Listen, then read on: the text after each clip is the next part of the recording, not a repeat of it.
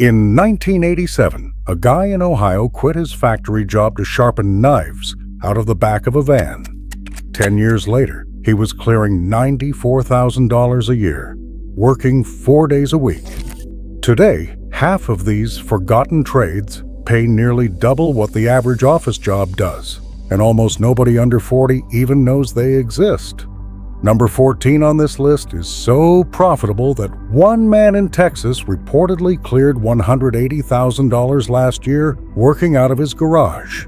And number 3, it used to be taught in American middle schools until somebody decided we all needed spreadsheets instead. These are the 20 side hustles that quietly vanished when corporate America convinced your grandfather that real men punch a clock for somebody else. Before we count down, hit subscribe, because at least one of these could change your life. Let's start with number 20. Number 20, knife and scissor sharpening routes. Long before food trucks were trendy, sharpeners drove painted vans through suburban neighborhoods, ringing a handbell that told every housewife on the block to grab her dull blades. By the 1970s, a good sharpener could service 40 homes a day, charging $2 per knife. That came out to over $400 a week in 1975 money, more than $2,000 today. The trade vanished when stainless steel and disposable blades convinced America that dull was just how things were now. Here is the part nobody talks about. A modern sharpener with a belt grinder, a route through restaurant districts, and a square card reader on his phone can charge $8 to $12 per blade. One operator in Colorado posted his books online last year. He showed $86,000 in revenue, $17,000 in expenses, almost $70,000 in profit, working 3 days a week. Restaurants alone keep these guys booked solid. Your grandfather knew this. We forgot. Number 19, window screen repair. When aluminum screens started ripping in the 1960s, every neighborhood had a guy with a roll of mesh and a spline tool who would rescreen your window in 20 minutes for $3. Then big box stores started selling pre-made screens, and the trade went underground. Here is what they do not tell you. Pre-made screens almost never fit right, and replacing them at the chain hardware store runs $40 to $60 per window. A guy with a $30 spline tool, a roll of fiberglass mesh, and a folding table can rescreen any window in 15 minutes for $25 and pocket $22. Multiply that by 10 houses on a Saturday in spring.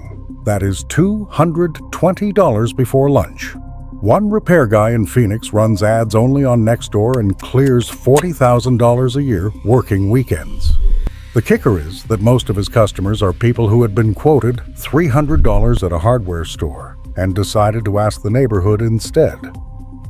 Number 18, worm farming. Back in the 1950s, every gas station near a lake sold live night crawlers in styrofoam cups for a quarter. The supplier was usually some old guy with a backyard bed full of worms, soil, and coffee grounds. He would sell 3,000 worms a week to bait shops at a nickel apiece during fishing season. By 1955, that added up to close to $1,500 a summer. Real money. Today, the same worm farmer can sell red wigglers and European night crawlers online for $40 a pound. Bait shops pay even more for live count packaging.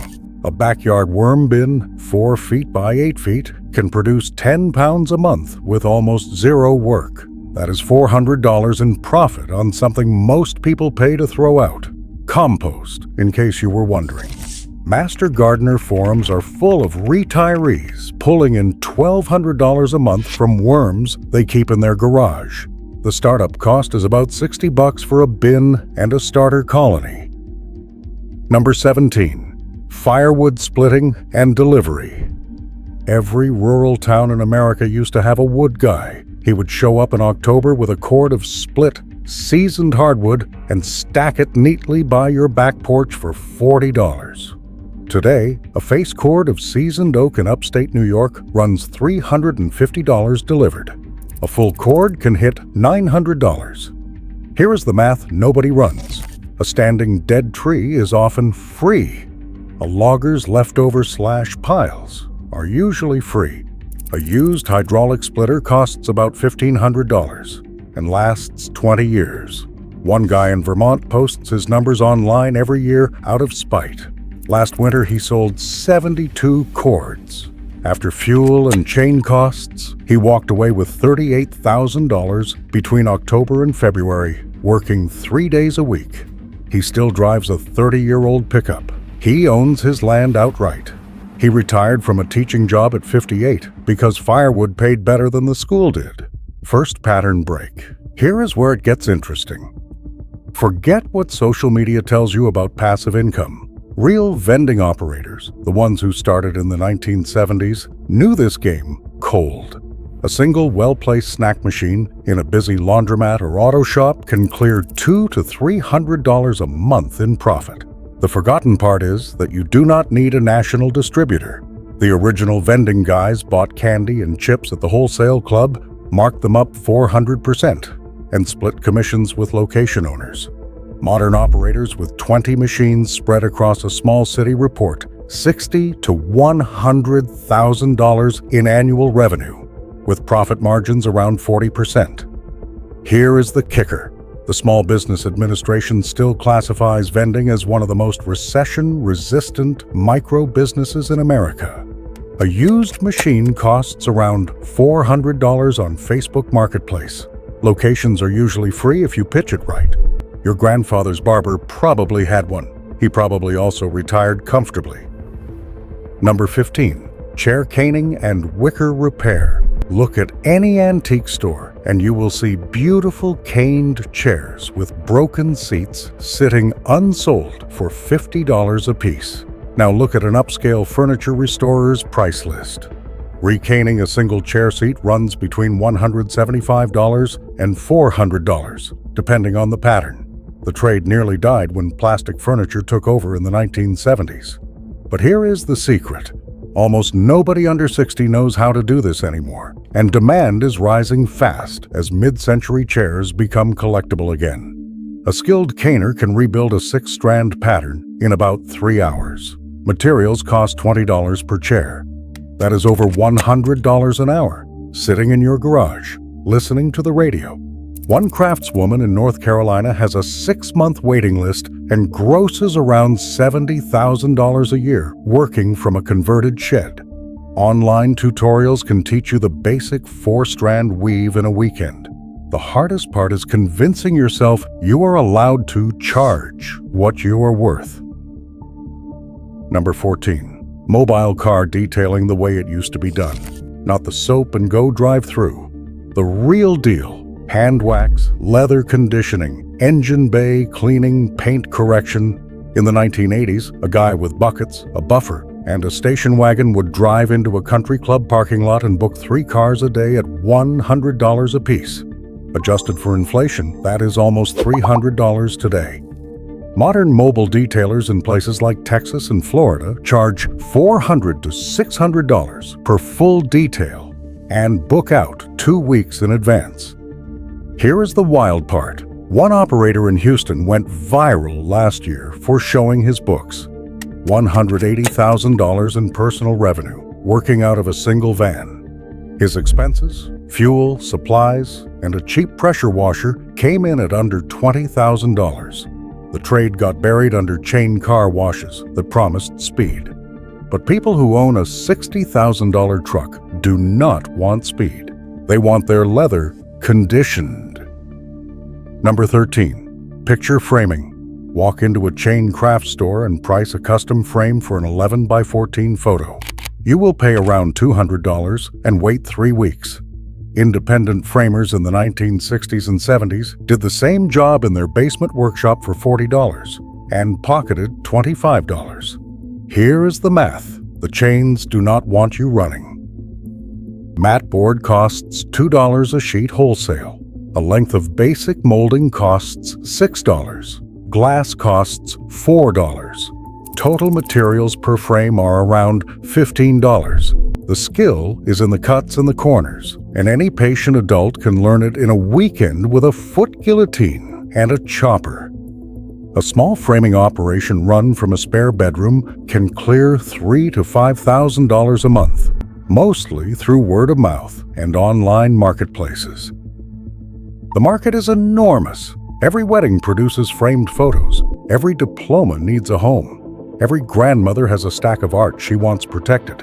The chains overcharge so badly that almost any honest framer wins. Second pattern break. Now here's where things get strange. Number 12. Bookbinding and book repair. In 1955, every American library had a bookbinder on retainer who repaired damaged books for $2 apiece. The trade quietly disappeared as paperbacks took over, and libraries started just throwing damaged hardcovers away. But here is what nobody noticed. The luxury journal market exploded. Custom-bound Bibles, family genealogies, restored first editions, and hand-bound leather journals on craft marketplaces regularly sell for $200 to $800 each. A single skilled binder working from home can build 6 to 8 books a week. The supplies, leather, board, thread, and glue run about $30 per book. One bookbinder in Oregon, who learned the trade from an uncle, posts her sales numbers every quarter. Last year, she pulled in just over $90,000, working 4 days a week from a small home studio. Here is the part that should bother you. The American Library Association estimates that fewer than 400 professional bookbinders remain in the United States. The skill ceiling is high, but so is the floor. Number 11. Sign painting and hand lettering. Before vinyl cutters and computer plotters, every storefront in America had hand-painted lettering done by a sign painter charging $2 a letter in 1970. A medium-sized shop window paid him $400 for a day's work. The trade collapsed almost overnight when computer-cut vinyl came in during the 1990s. And then something funny happened. Hipster restaurants and craft breweries decided that vinyl looked cheap. Hand-painted signs are now a status symbol. The going rate for a chalkboard menu is $200. A storefront window can run $2,000. One sign painter who relearned the craft from old trade magazines now charges $75 an hour and books out 3 months in advance.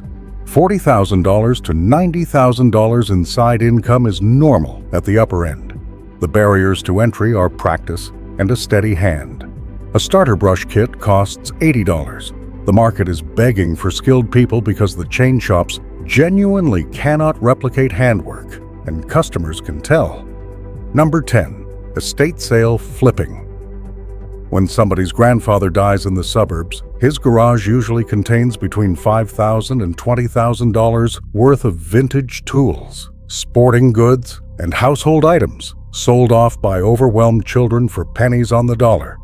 In the 1980s, a few clever operators figured out they could buy the contents of an entire estate for $400 and resell the pieces individually for 15 times that.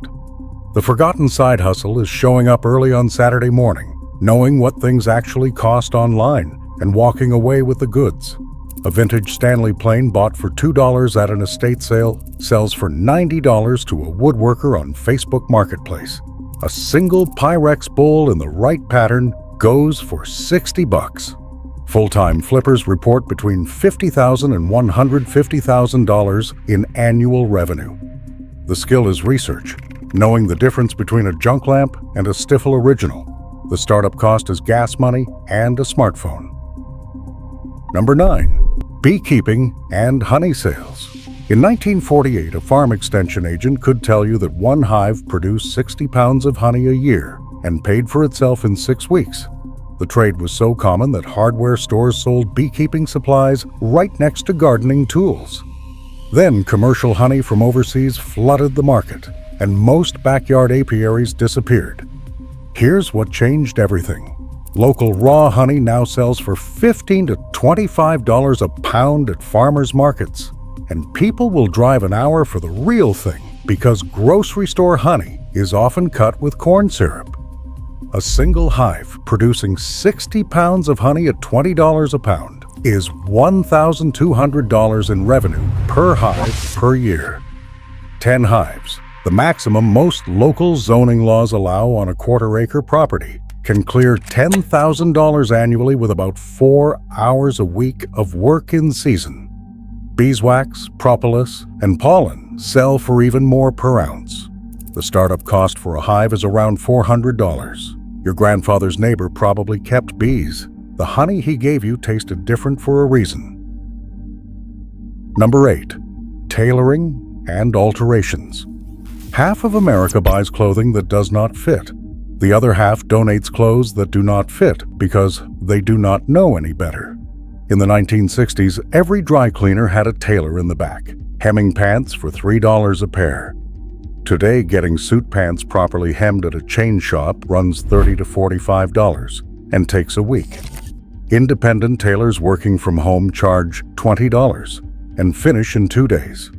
Here is the math that explains why this trade refuses to die. A skilled home-based tailor can complete 8 to 10 alterations a day. At an average of $25, that is $200 in revenue per day, working from a sewing machine that costs $300. Annual income for a part-time alterations business in any city with more than 50,000 people regularly hits $40,000 to $70,000. The barrier to entry is about 2 months of practice and a willingness to learn invisible hemstitch.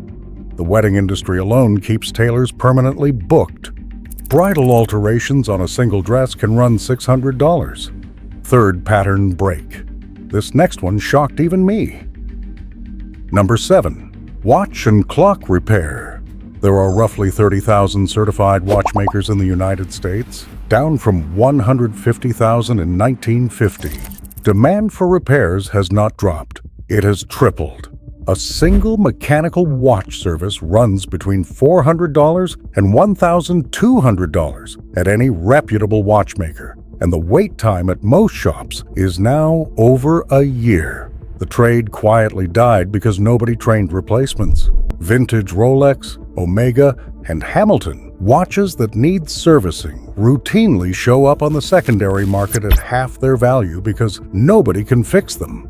A self-taught watchmaker with $3,000 in tools and 2 years of practice can charge $125 per hour.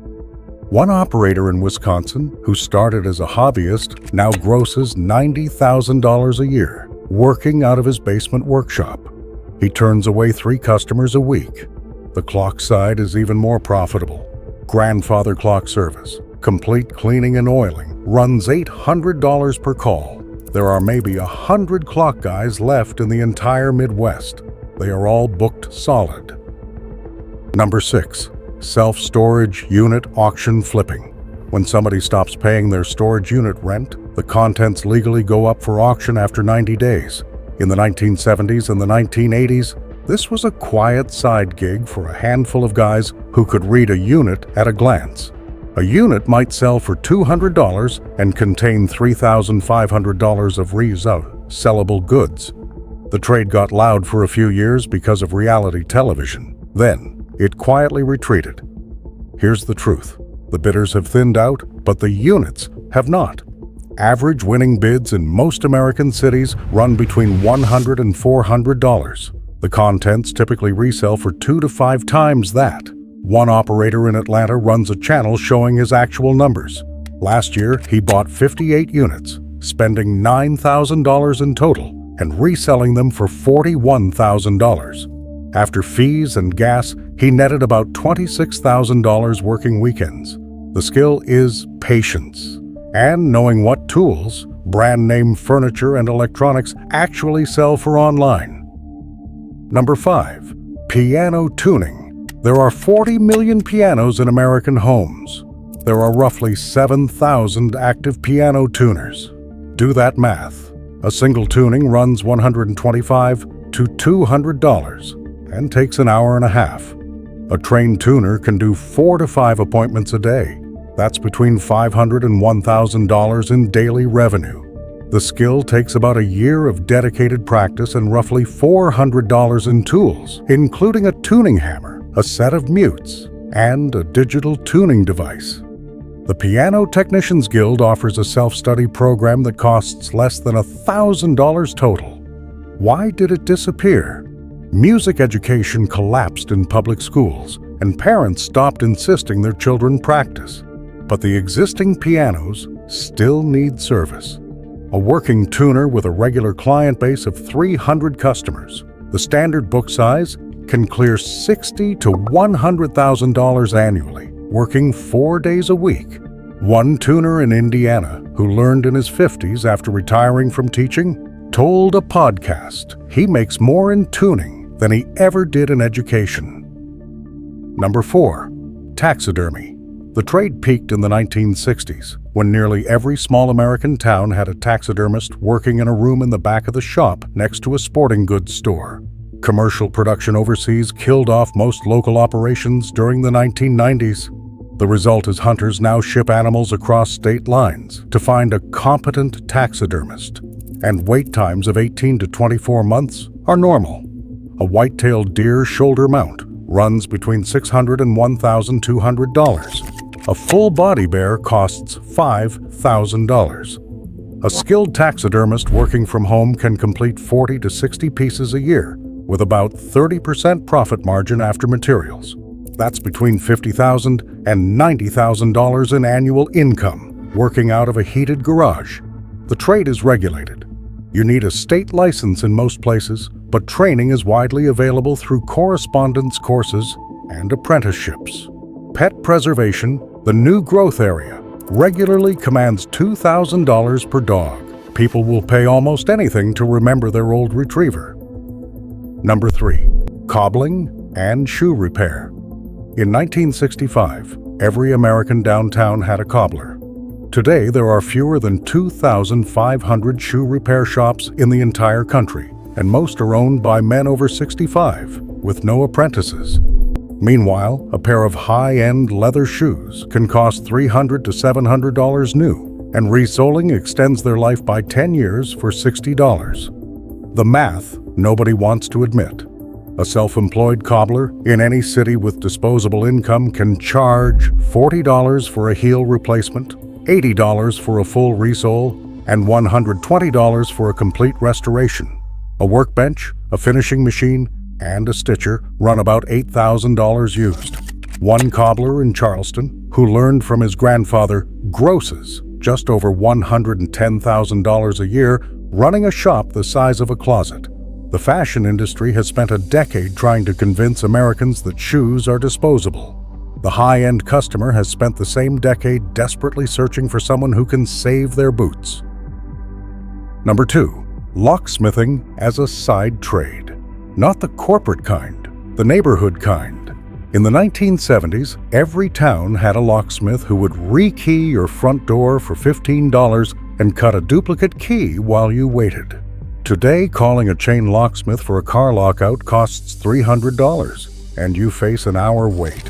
An independent locksmith working as a side hustle, with $150 in basic picks and a key machine on the back of a pickup truck, can charge $120 per call and arrive in 20 minutes. The barrier to entry is a state license. It costs about $300, requires a background check, and roughly 2 months of practice. The work is steady. Lockouts, rekeys, and lock installations happen constantly. One side hustle locksmith in Tennessee who works only Friday through Sunday clears about $32,000 a year on top of his day job. Realtors alone, who need rekeys after every closing, can keep a single locksmith permanently booked. And finally, in first place, number 1, antique furniture restoration. Every estate sale in America contains at least one piece of solid wood furniture worth between $500 and $5,000 after a decent refinish. Most of them sell for $30 because nobody knows how to restore them anymore. The trade was killed by particle board and the rise of disposable furniture in the 1980s. But solid wood furniture made before 1960 has appreciated faster than the stock market over the last decade. A skilled restorer who buys a beat-up walnut secretary for $50 can spend 20 hours stripping, repairing, and refinishing it, then sell it for $1,200. After materials, that is about $55 an hour for work done in a heated garage with the radio on. Full-time restorers regularly clear $70,000 to $120,000 a year. The skills are completely teachable through library books and online tutorials. The startup cost is around $500 in chemicals, sandpaper, and basic hand tools. The American antique market is starved for craftsmen because every old guy who knew how to do this retired without training a single replacement. You walk into the trade today, you walk into a market with almost no competition and infinite demand. Your grandfather's workshop produced more wealth per hour than your office cubicle ever will. Here is my challenge. Pick one, just one. The knife sharpening, the beehives, the broken chairs in the garage. Try it for a weekend and see what it actually pays. Then come back and tell me which trade you started. Because most of these are dying, not because they do not work, but because nobody under 40 knows they exist. Drop the number in the comments. These are not just side hustles. They are proof that an entire generation of Americans built real wealth with their hands, while the rest of us were told to get a degree and sit in traffic. They knew. Now you know too.